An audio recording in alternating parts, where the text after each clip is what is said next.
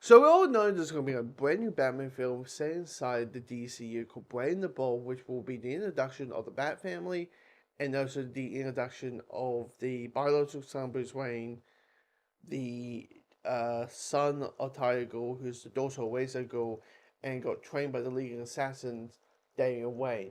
The fourth Robin will be the Robin of Brave the Bold.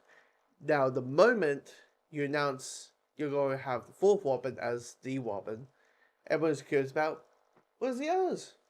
You're going to say you're establishing the Bat family? Well, where's the others? Who was Dick and Barbara and Jason and Tim and uh, and Kate and all that kind of stuff. Where's the rest of the Bat family? Selena, where's Catwoman's situation in this? Maybe they'll put Harley into the Bat family. That's a big interesting thing.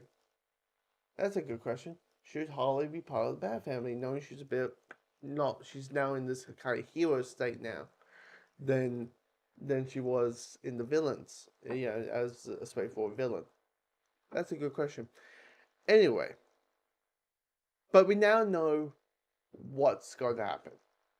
We know there's going to be more establishing of the Bat family with this brand new DC animated movie coming out by this new studio called Sty by Swaybox, sorry, by Swaybox, and it's going to be telling the story of the Robins, specifically Jason Todd, who will become Red Hood, and Dick Grayson, who will become Nightwing. And I assume for Jason Todd's case, he's going to have one big happy story. That he is not going to get beaten up by a crowbar and blown up by some clown, literally by some clown, and then get dipped in the lava's pit, come out a little bit crazy, and become the DC's with the soldier. I assume he's not going to be that. I really assume. I am assuming that's what was going to happen in the movie, because that's when you count. That's where you have drama. That's where you have conflict. There's this conflict and death. There's this conflict for and death and pain and violent moments. But apparently, Slybox is a mix of animation. Like, it's a mix of motion capture, live action performance, standard animation. It's one of those situations where I feel like it's going to be a situation where we all go and say ourselves, I think we need to understand what this animation is going to be when we see the animation. Because if you say, oh, it's like I combine all the animations, it's like, what? It's like what is one scene going to be like stop motion and the other, and what, live action performances when it hits the action sequences? Like, what's the whole thing? And that. And all that. Now, this movie is also called The American Duo, which is fitting, telling the stories of the Robins, and that it will have the writer Coco on pen to write the film, which I will say this: the moment you get Pixar's seal approval, you're pretty much good in my book. So that's good. But it's gonna be interesting. Like, a lot of people are thinking, anytime there's something Batman related, everybody's curious. Is this gonna be set inside the Batman, in the Matt Reeves, Robert Pattinson Batman universe, or is it gonna be set inside the DCU? I assume this is gonna be set in the DCU. Just because you got Damien there in Brave the Bold, so naturally the natural spot is tell the stories of the other versions, tell the stories of there's a legacy of Robins, and it started with it started with Dick, and then it became Jason, and then there was Tim Drake, and then there was Damien, and that kind of stuff. Do that kind of thing. But also, animation is probably quite smart telling the story, because you don't know how Robin is literally is known to be like a 10-year-old kid. Robins are known to be 10, 11, 12, 13, 14, 15. They're not, they don't come across as adults, right? And if we do see the death of Jason Todd, it's going to be heartbreaking. It's going to be violent. It's going to be visual. It's going to be absolutely heartbreaking.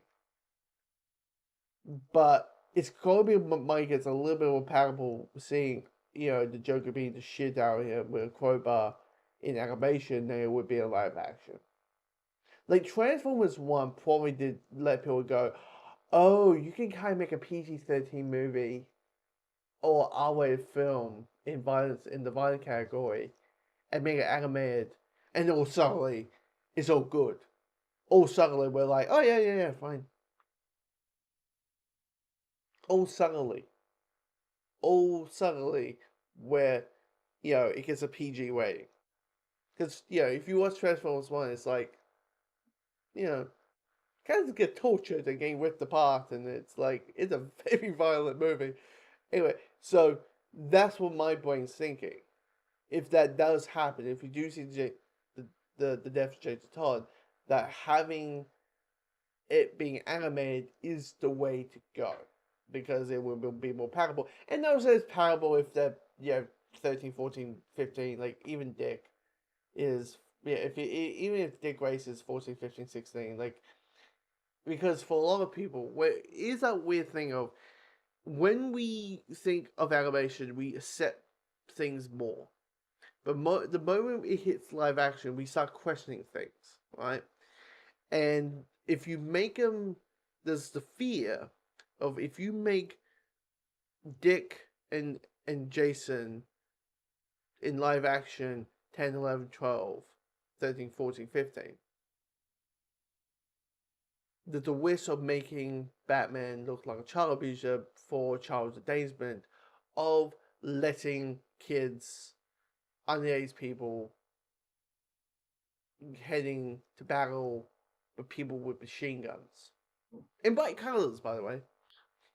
In bright colors with a stick. People will start questioning those things. And and maybe some people might think, hey, a 10-year-old kid might, seeing a 12-year-old assassin might be a little bit silly or something. You know what I mean? I remember, you give you a point of view, like, I was in a screenplay where I kind of did the Robin thing, of like it was a Western, I did the whole, like, 10-year-old gunslinger thing, and everyone's like, that's a little bit unbelievable. I mean, the character's like 12, why are they a gunslinger, so can you ace up the characters a little bit more, please, just because it's make them a little bit more believable. And that's yeah,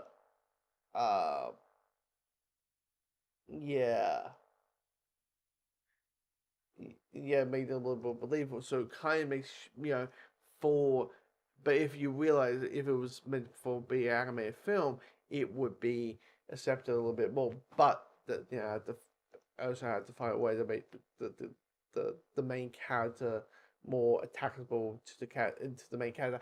Anyway, to the audience, because it's like, anyway, enough of my tangents. But anyway, comment below what you think of the manga duo, the animated story of Dick and Jason.